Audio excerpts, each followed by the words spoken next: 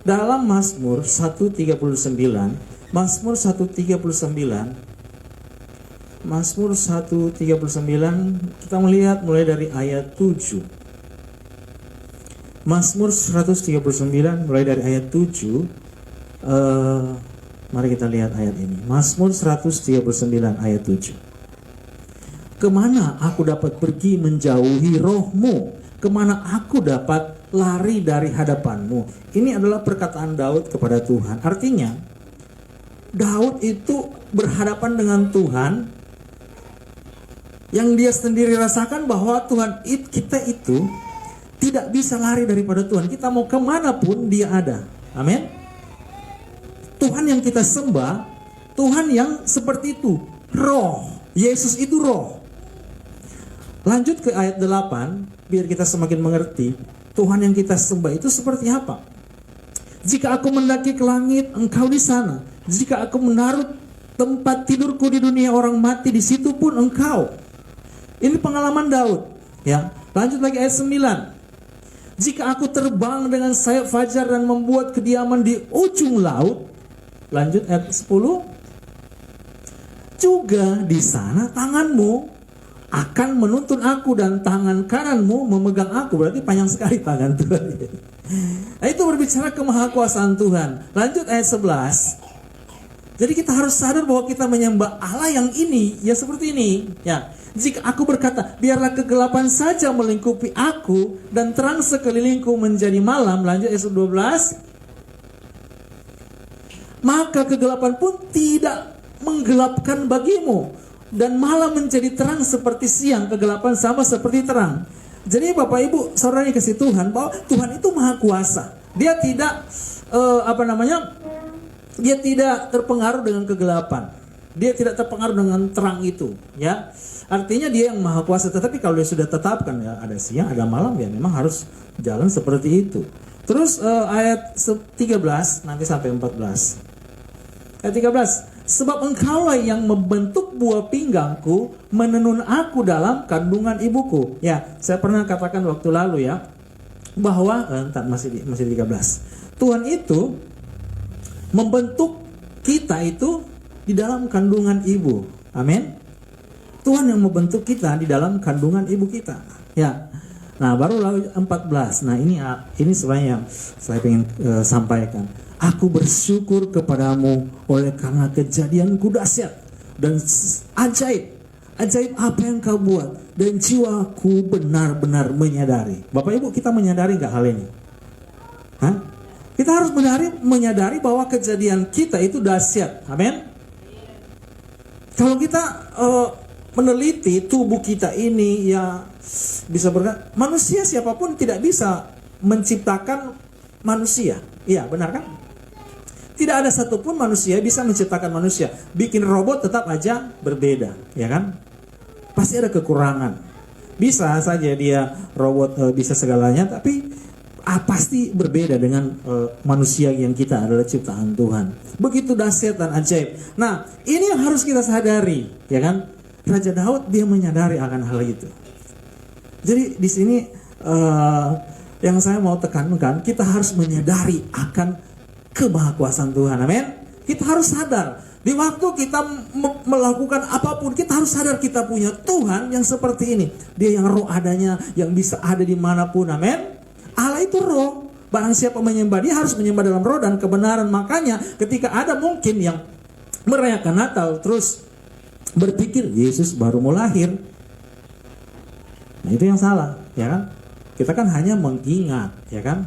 Sama seperti sebentar kita akan melakukan perjamuan. Kita mau mengingat. Kita mau mengingat bahwa dia pernah melakukan itu. Yesus pernah datang sebagai anak manusia menjadi tebusan bagi banyak orang. Nah, kemudian kita akan lanjut, ya. Kalau tadi kita sudah memahami bahwa Allah kita itu Allah yang luar biasa. Kita mempunyai Tuhan yang luar biasa. Nah, saya akan banyak berbicara mengenai pengalaman Daud. Bapak Ibu, waktu Daud berhadapan dengan Goliat, di sini yang saya katakan tadi, banyak hal yang saya dapati. Ya, kita berdoa supaya Tuhan juga memberikan sesuatu kepada kita. Ya, Waktu Daud berhadapan dengan Goliat, di situ ada terjadi komunikasi, ya, terjadi komunikasi. Mari kita lihat di dalam kitab Samuel, 1 Samuel pasal 17. 1 Samuel pasal 17. 1 Samuel pasal 17. Mari kita perhatikan di ayat yang ke-43. 1 Samuel pasal 17 ayat 43. Ini masih Daud, ya. Orang Filistin itu berkata kepada Daud, "Anjingkah aku, maka engkau mendatangi aku dengan tongkat." Lalu demi para allahnya orang Filistin itu mengutuki Daud. Jadi ternyata Allah yang disembah oleh orang Filistin itu berbeda dengan Allah yang disembah oleh Daud. Ya, Allah yang disembah oleh orang Filistin itu Allahnya huruf kecil.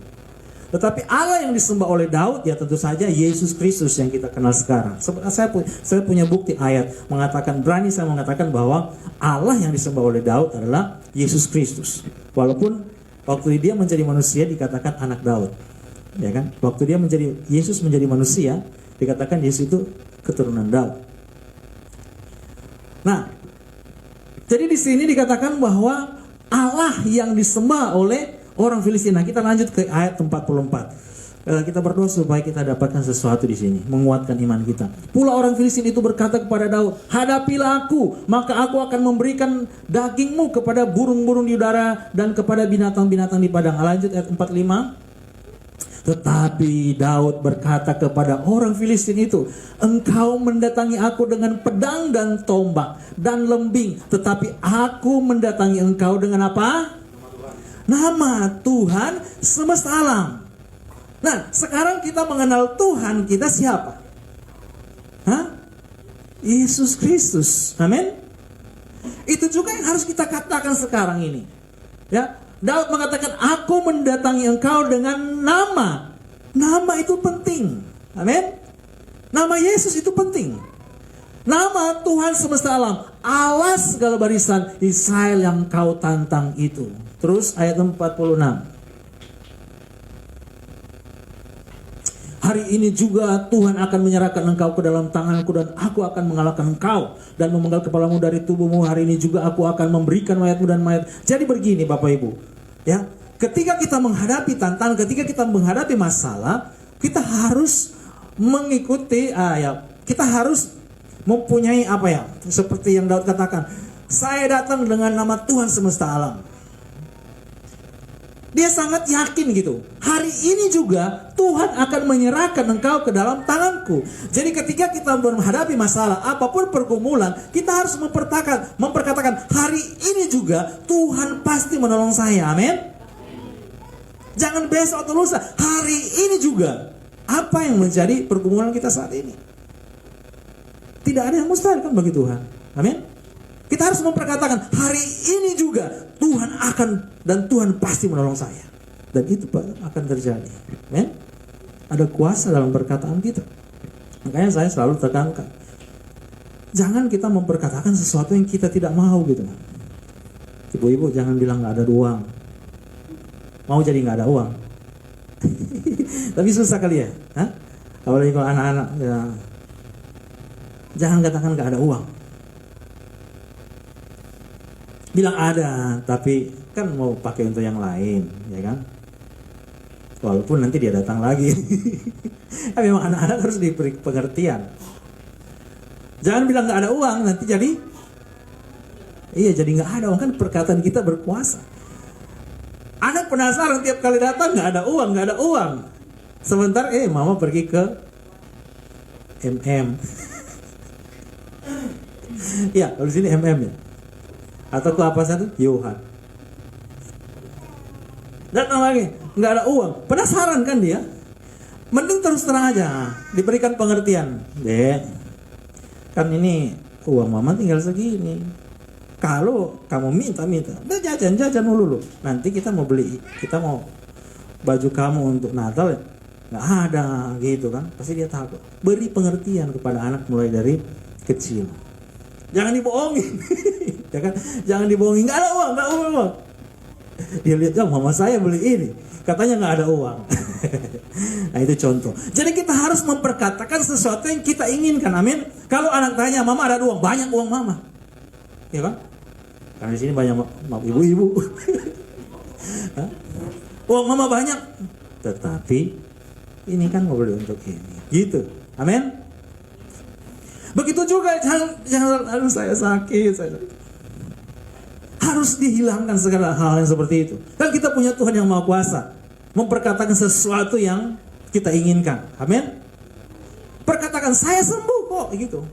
Ada semangat, tapi kalau saya sakit, jadi sakit, ya kan? Lagi sakit, gitu. Benar, jadi sakit. Melangkah seperti Daud katakan, hari ini juga Tuhan akan menyerahkan kau. Hari ini juga saya sembuh. Amin. Ketika saya sembuh, berjalan sudah sembuh. Iman dengan perbuatan, itu yang dimaksud dengan perbuatan, ya. Iman dan melangkah, iman dan bergerak, gitu. Memperkatakan sesuatu yang kita inginkan, jangan perkatakan sesuatu yang tidak ingin. Ini yang sangat membuat Daud berkemenangan.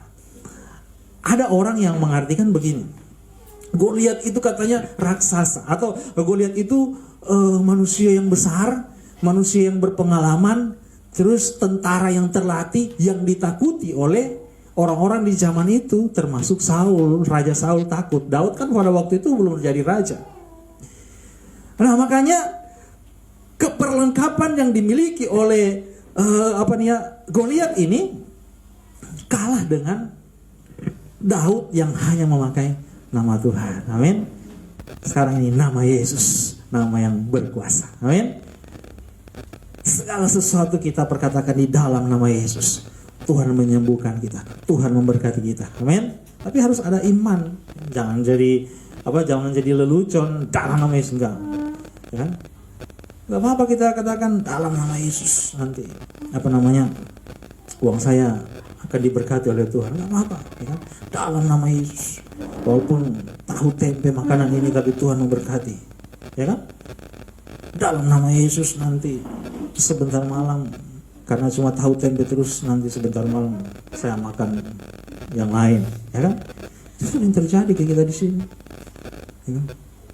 Sudah berapa hari tahu tempe, tiba-tiba ada yang manggil, yuk dari syukuran. Nah itu cuma contoh kecil. Masih banyak hal-hal yang lebih besar yang Tuhan kerjakan dalam kehidupan kita. Amin. Jadi mulai saat ini kita harus memperkatakan nama Yesus, nama yang berkuasa. Ya, kita berkatakan, saya percaya, saya melangkah, Tuhan pasti menolong saya. Banyak ya. Kemarin kita dalam nama Yesus, Tuhan siap keyboard. Kemarin speakernya tiap kali itu angkat, itu berat, angkat. Dalam nama Yesus, Tuhan nanti siap. Sudah, ya, puji Tuhan sudah ada lengkap perlengkapan ibadah kita. Dalam nama Yesus, Tuhan, semuanya Tuhan pasti menolong kita. Apa yang jadi pergumulan kita saat-saat ini, saya yakin dan percaya di dalam Yesus ada pertolongan. Amin. Cuman dia bilang bahwa di dalam Matius 6 ayat 33 dia pesan gitu. Coba Matius 6 ayat 33. Dia pesan sesuatu kepada kita. Matius 6 ayat 33. Ada yang sudah hafal ayat ini? Mari kita baca sama-sama. 1, 2, 3. Tetapi carilah dahulu kerajaan Allah dan kebenarannya, maka semuanya itu akan ditambahkan kepadamu. Amin. Jangan hilangkan yang di depan ya. Jangan hilangkan yang, tetapi carilah dahulu kerajaan Allah dan kebenarannya. Jangan cuma bilang kan di dalam Tuhan semuanya akan ditambahkan. Ya. Jangan hilangkan yang di pertama itu. Sama seperti kalau kita mau beli sesuatu, kalau di iklan-iklan kan, apalagi di internet, yang lebih dulu dikasih tahu apa ya? Promonya kan, promo, tambahan-tambahannya, misalnya motor, ya kan, bonus ini, pas beli cicilannya per bulan, cekek leher, ya kan, promo-promonya lebih dulu, ya. Kalau ini lebih dulu mana? Kalau Tuhan nggak bohong, promonya di belakang. nanti semua akan ditambahkan. Tapi cari dulu kerajaan Allah kan. Tuhan nggak bohong. Dan ini memang terjadi. Carilah dahulu kerajaan surga dan kebenarannya, baru bonus semuanya dicukupkan. Semuanya Tuhan kasih. Amin. Kalau dunia sekarang kan promo dulu dia bilang kan, benar nggak? Tawaran pinjaman cicilan begini 25 juta, besok langsung cair di ATM Anda, gitu kan? Dengan dua identitas KTP sama ini, besok langsung cair. Pas ngambil bulan depan, wah, bonus, karena bonus dulu. Kalau di dalam Tuhan, memang Tuhan terus terang, cari dahulu kerajaan Allah dan kebenarannya. Wah, Tuhan akan tambahkan. Dan ini terjadi kepada anak dari Daud, Salomo. Karena dia meminta segala sesuatu yang rohani dulu. Dia minta begini, Tuhan kasih saya hikmat supaya saya boleh melakukan kehendak Tuhan. Oh, itu yang mantap.